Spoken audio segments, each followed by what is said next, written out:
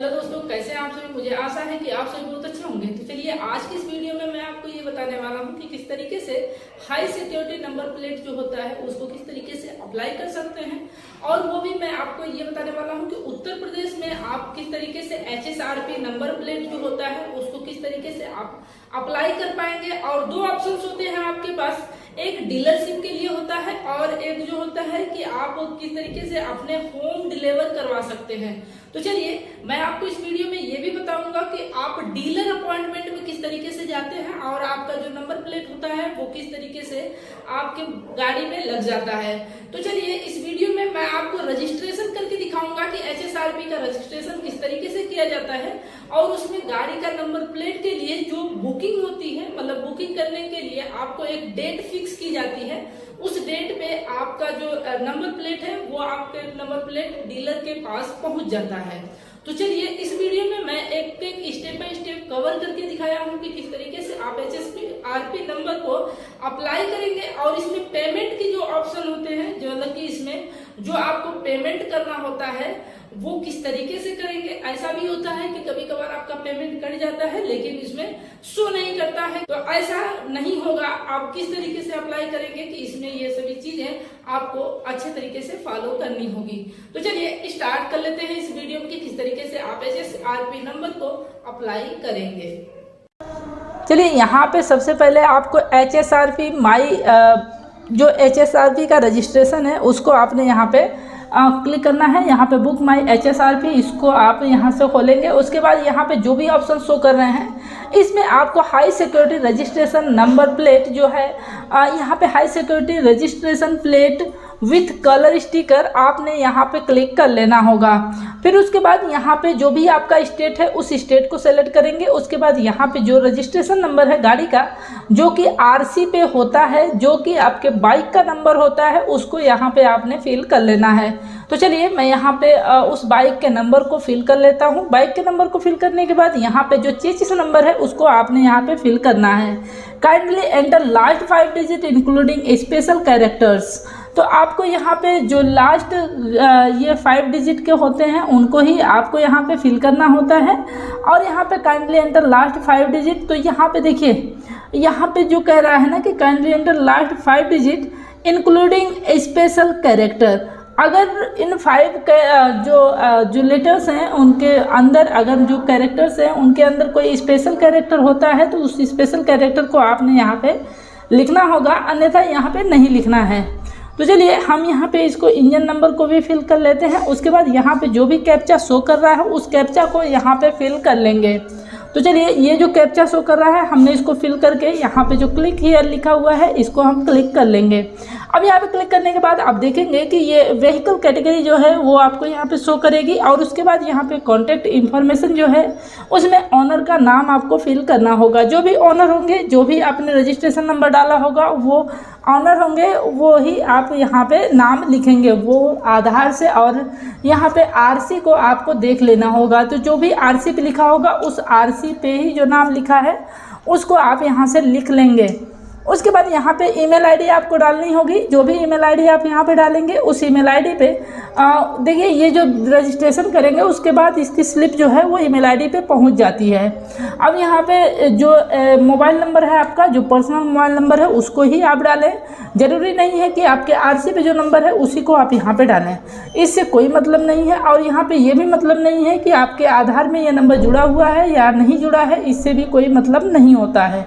तो चलिए यहाँ पे जो बिलिंग एड्रेस है उस बिलिंग एड्रेस को हम यहाँ पे फिल कर लेते हैं। और यहाँ पे जो बिलिंग एड्रेस है उसको आपने आधार के एड्रेस से भी नहीं भरना है, आपका जो RC पे एड्रेस दिया गया है उस RC के एड्रेस से ही भरें। और थोड़ा सा आप उस पर ये भी देख लें कि आपका जो विलेज एंड पोस्ट है वो सही क्या है, उसको ही आप यहाँ से डाल सकते हैं।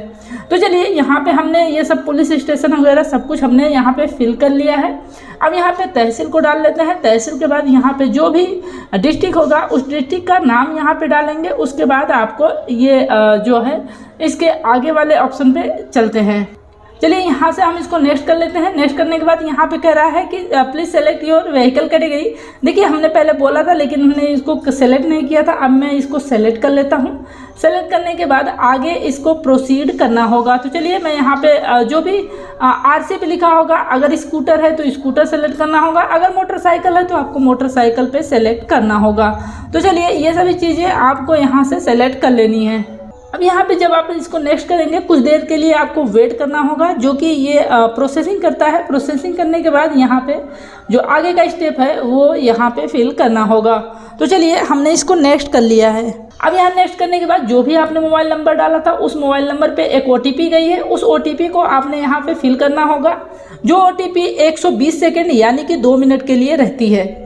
देखिए यहाँ पे OTP डालने के बाद इसको हम यहाँ से नेक्स्ट कर लेते हैं। नेक्स्ट करने के बाद यहाँ पे बुक माई HSRP का जो है यहाँ पे आपको 2 ऑप्शंस दिखेंगे। यहाँ पे होम डिलीवरी है और यहाँ पे डीलर अपॉइंटमेंट है, इसको हमने यहाँ से फिल कर लेना है।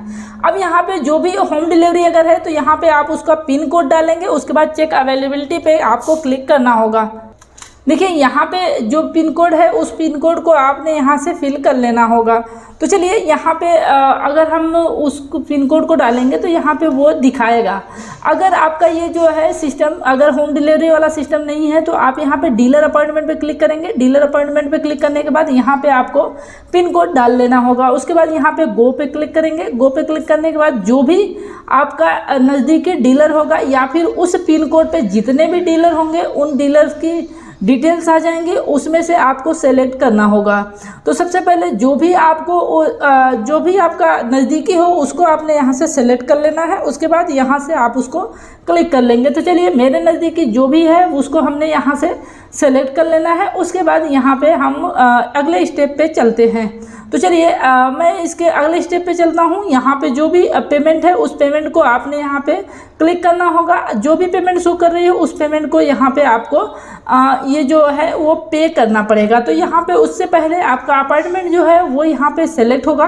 तो जो भी अपॉइंटमेंट यहाँ पे अवेलेबल होंगी उसमें से आप किसी अपॉइंटमेंट को सेलेक्ट कर लेंगे। उसके बाद यहाँ पे जो टाइम है उस टाइम को भी आपने यहाँ से सेलेक्ट कर लेना है। अवेलेबल पे क्लिक करेंगे, यहाँ पे कन्फर्म एंड प्रोसीड पे क्लिक करेंगे। अब यहाँ पे ये सभी चीज़ें करने के बाद यहाँ पे जो है ये कुछ देर तक के लिए बफरिंग करेगा। उसके बाद आगे वाले स्टेप पे लेके आपको जाएगा। तो यहाँ पे ये कन्फर्म एंड प्रोसीड पे आप क्लिक करेंगे तो यहाँ से आपका जो बैलेंस है वो यहाँ से डिडक्ट होगा। उसके बाद ये कंप्लीट रजिस्ट्रेशन हो जाएगा। तो यहाँ पे same as a previous mobile number, तो यहाँ पे क्लिक करेंगे चेक मार्क पे तो भी ये आ जाएगा। अन्यथा आप यहाँ पे जो नया अगर कोई मोबाइल नंबर डालना चाहते हैं तो उसको भी डाल सकते हैं। टर्म्स एंड कंडीशन पे क्लिक करेंगे और पे ऑनलाइन पे क्लिक कर लेना होगा।